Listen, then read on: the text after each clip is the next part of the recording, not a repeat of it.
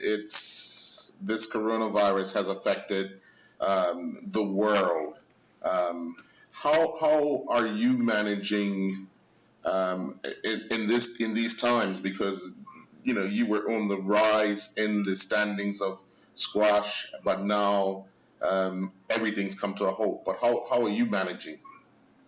Yeah, it's been pretty frustrating. The club I train at in New York was closing, and so I came back to Bermuda, and all the tournaments are canceled, including the one that we were supposed to host here.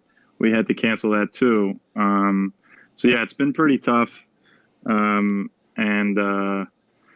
it's just a matter of trying to keep focused on the goals, and to keep working out, and think about when the tour comes back.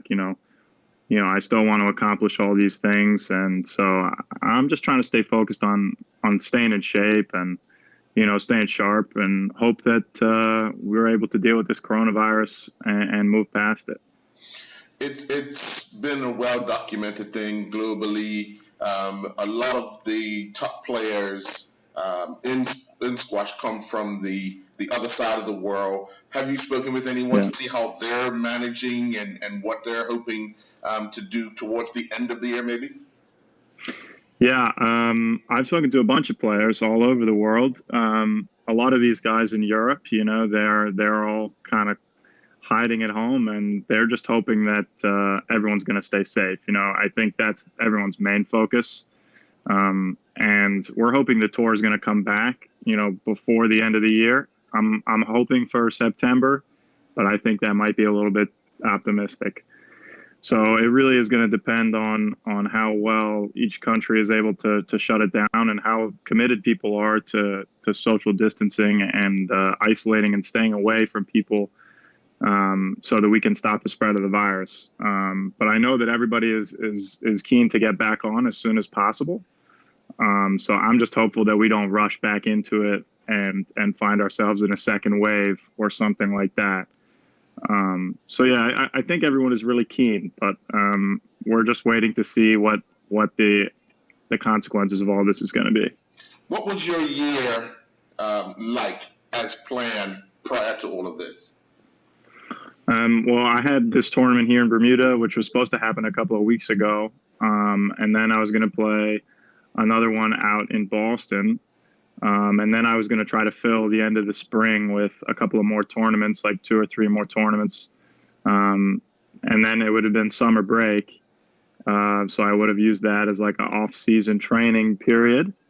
And then in September, hoping to get into some of these slightly larger tournaments, a few more of the like $20,000, $30,000 events.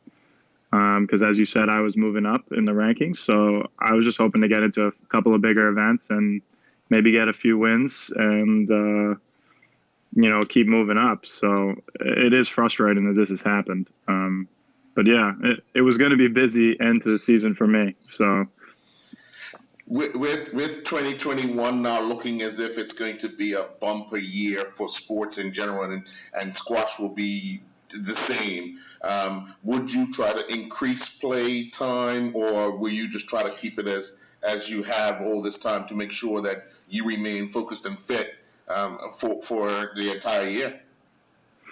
Well, it's going to depend on how they structure it, to make up for the lost time. I think by the time 2021 comes around, I'm going to be chomping at the bit. So I think that I probably would try to do as many as possible, and just get back out there and shoot as many times as possible, really, at a bunch of different tournaments. I'd like to start playing some more tournaments in Europe and Asia. So I'm hopeful that that will be possible in 2021 as well. All right. Well, hopefully everyone in your families remain safe, and you can get back to some normalcy sometime very soon and back on the court. I know squash is a game of closeness, and we don't need that at this time, but I'm looking forward to being back out on the court as soon as humanly possible. Yeah, thank you very much, Earl. I hope you and your family are safe too, my friend. All righty. Have a good one. Thanks. Okay, thanks a lot. Okay.